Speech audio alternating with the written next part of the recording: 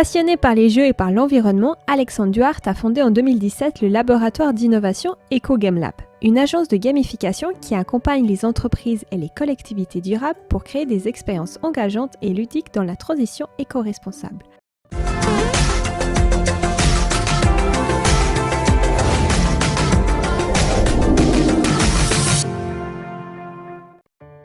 Bonjour Alexandre, donc avant tout merci d'avoir accepté mon interview. On s'était déjà vu à Amsterdam à Gamification Europe. Aujourd'hui on est ici à Game All Over 4e édition où tu es speaker.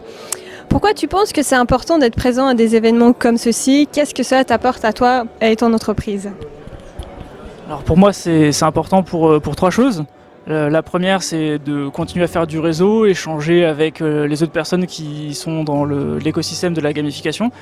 J'ai pas l'impression qu'on soit si nombreux que ça à pousser ces valeurs-là et je pense que c'est important du coup d'échanger avec ces personnes-là. L'autre partie, c'est partager les retours d'expérience. C'est très lié à la première partie de ma réponse.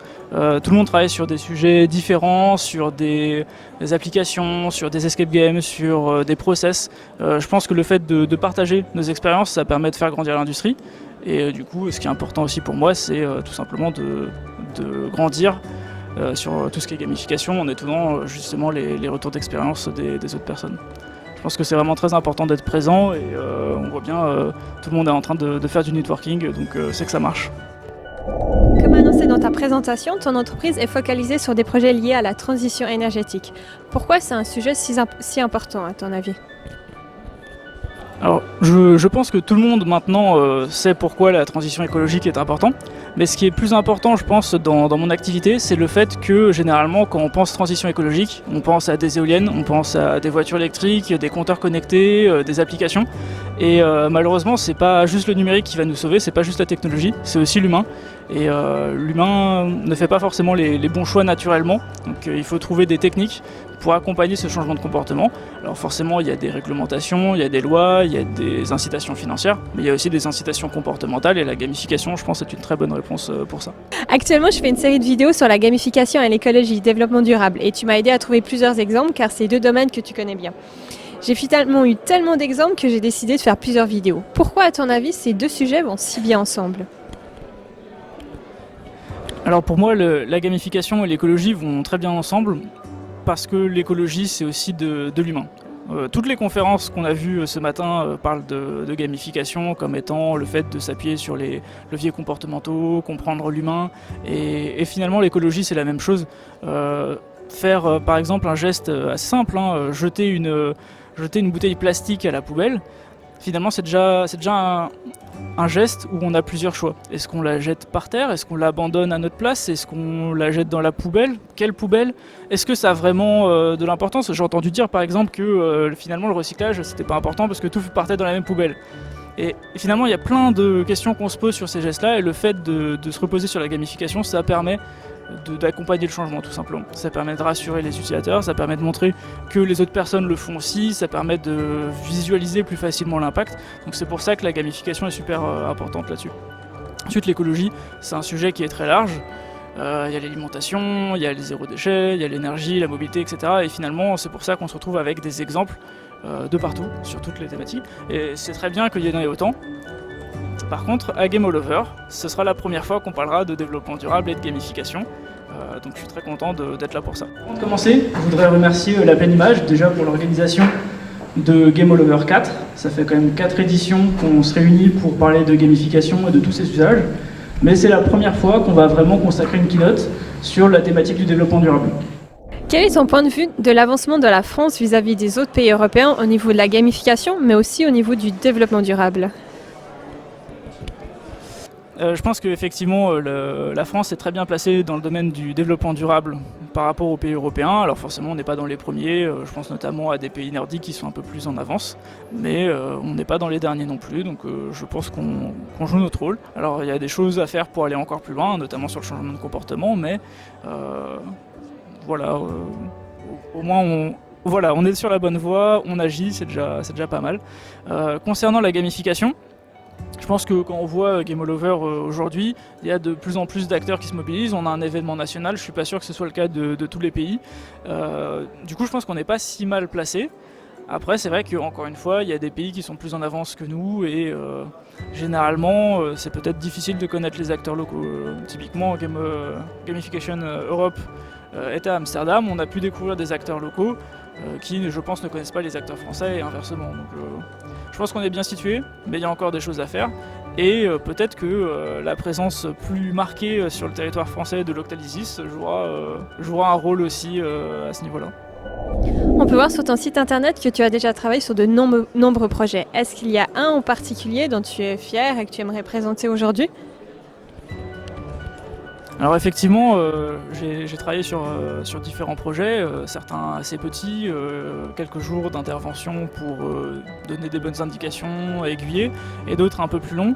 Et le projet pour l'instant qui me fait le plus plaisir et qui permet justement d'aller plus loin en termes de gamification, c'est le travail que je suis en train de mener avec l'ADEME, qui consiste à refondre un site web qui aide les citoyens qui veulent organiser des événements à transformer leur événement en un événement éco-responsable.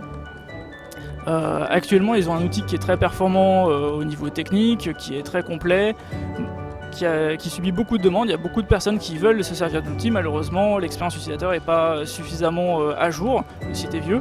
Mais il y a aussi pas mal de problématiques qui font que les personnes ne vont pas au bout de l'expérience qui est proposée par le site web et du coup ne font pas ce qu'il faut probablement pour maximiser l'éco-responsabilité de leur événement. Donc là, on est en train de travailler main dans la main avec l'ADEME et leurs partenaires pour refondre ce site web et en faire un outil vraiment interactif et ludique parce que c'est ça qui permet aussi de s'engager dans la démarche environnementale. Tu m'as annoncé récemment que tu as créé un jeu de cartes de gamification. Est-ce que tu peux en dire plus ? Alors effectivement, ça faisait un moment que j'utilisais des outils de gamification créés par d'autres selon les besoins des projets. Et je me suis dit que c'était peut-être le temps de créer mon propre outil qui corresponde vraiment à ma façon de penser la gamification et à ma façon de travailler. Donc j'ai créé un jeu de cartes qui permet de générer des idées de gamification sur des projets, que ce soit des projets numériques ou physiques.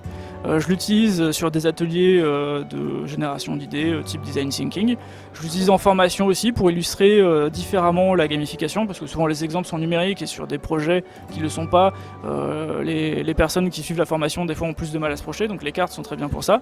Et je m'en sers aussi du coup avec mes clients sur des projets. Ça permet de réfléchir ensemble, créer des nouveaux concepts et être sûr aussi de ne pas oublier certains éléments dans les process de gamification, typiquement penser à rajouter un petit peu d'aléatoire, ne pas oublier que l'influence sociale c'est un levier super important, enfin voilà. L'idée c'est d'avoir un outil qui permet de faire ça sans avoir non plus une bibliothèque entre guillemets de mécanismes à mettre en place. Là on joue vraiment sur plus les leviers d'engagement comme le présentent tous les autres experts en gamification. Pour finir l'interview, j'ai 3 questions que je pose à toutes les personnes que j'interviewe. La première, quel est ton exemple préféré de gamification ? Le premier qui te vient à l'esprit là. Alors mon exemple préféré de gamification, c'est compliqué. C'est compliqué, j'étais pas prêt. Du coup, je vais dire qu'un exemple récent que j'aime bien, c'est la couche gamification qu'il y a sur l'application Business Royale, qui permet de rendre vraiment plus fun les quiz. J'ai jamais vu d'autres applications qui avaient réussi cette touche-là à ce point. Et du coup, bon, c'est un exemple récent, mais je trouve que l'application est bien réussie. Et quel est le premier jeu qui te vient en tête en pensant à ton enfance ? Alors c'est plutôt l'adolescence, mais World of Warcraft. J'ai beaucoup joué à World of Warcraft quand j'étais plus jeune, ça m'a, je pense, apporté beaucoup de choses, notamment quand je vivais dans un village où du coup mes amis n'étaient pas forcément à côté, donc ça permettait de garder ce lien avec eux. Ça permettait de partager aussi beaucoup de bons moments et quelque part ça m'a montré aussi plein de choses qui continuent à s'y servir dans la vie de tous les jours. Typiquement, la première fois que j'ai dû écrire un CV, c'était pour rentrer dans une guilde sur World of Warcraft, donc ça m'avait pris à présenter mes compétences, mon point de vue, etc. Et je pense que c'est un bon exemple comme quoi les jeux apprennent des choses aux gens qui sont investis dedans. Dernière question, et aujourd'hui, quel est le premier jeu qui te vient en tête ? Alors aujourd'hui, le premier jeu qui me vient en tête, c'est pareil, ça va être un truc récent, c'est les Sneaky Cards. C'est un jeu de cartes qui est très simple. En fait, on a des cartes avec des challenges dessus. On fait le challenge, et une fois qu'on l'a fait, on donne la carte à quelqu'un d'autre. On peut aussi indiquer le code de la carte sur une application qui d'ailleurs a été faite à la pleine image pour suivre les cartes, et ainsi on peut se rendre compte qu'au bout de quelques mois, notre carte qui était d'abord à Lille, finalement elle est passée de l'autre côté de l'océan et elle est aux États-Unis. Et c'est un jeu qui est vraiment très sympa, et ce qui est intéressant c'est qu'il y a une version éco-responsable. On est déjà arrivé à la fin, donc merci beaucoup. Merci pour l'interview et merci pour la keynote. J'espère que ça va bien se passer et que ce sera intéressant pour les personnes qui suivront.